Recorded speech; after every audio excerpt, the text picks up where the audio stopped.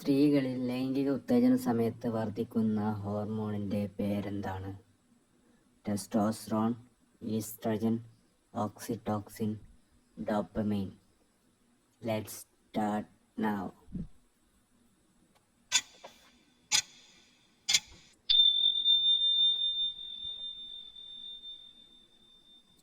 ഉത്തരം oxytocin. Oxytocin പലപ്പോഴും കസിൽ hormone എന്ന് വിളിക്കപ്പെടുന്നു, കാരണം അതിൻ്റെ അടുപ്പത്തിൻ്റെയും ബന്ധത്തിൻ്റെയും വികാരങ്ങൾ പ്രോത്സാഹിപ്പിക്കുന്നു. സ്ത്രീകളിൽ ലൈംഗിക ഉത്തേജന സമയത്ത് ഇത് വർദ്ധിക്കുന്നു, ആനന്ദവും ബന്ധവും വർദ്ധിപ്പിക്കാൻ സഹായിക്കുന്നു. ഇനി പറയുന്നവയിൽ ഏതാണ് പ്രകൃതിദത്ത കാമഭ്രാന്തൻ?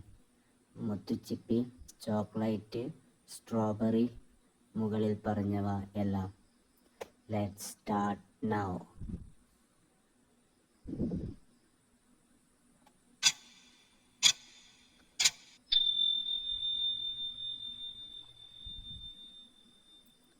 ഉത്തരം മുകളിൽ പറഞ്ഞവയെല്ലാം.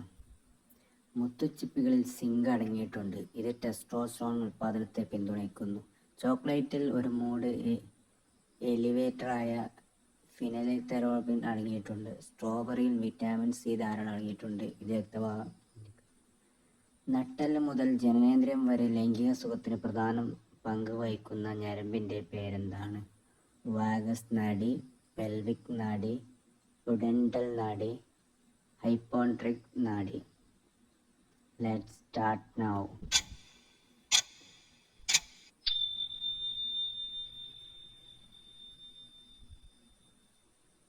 ഉത്തരം പുഡെൻഡൽ നാഡി. ജനനേന്ദ്രിയത്തിൽ നിന്നും തലച്ചോറിലേക്ക് ആനന്ദത്തിൻ്റെ സംവേദനങ്ങൾ കൈമാറുന്നതിന് പുഡെൻഡൽ നാഡി ഉത്തരവാദിയാണ്.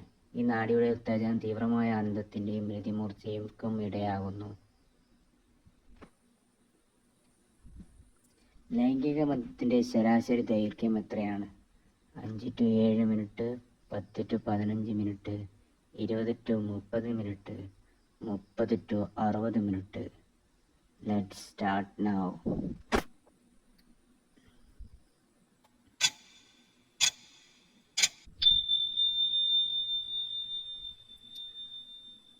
ഉത്തരം 5 to 7 minute.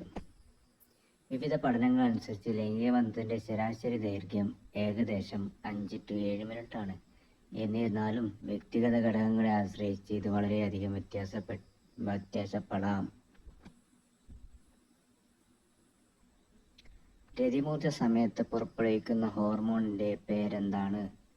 Oxytocin, dopamine, serotonin, endorphins. Let's start now.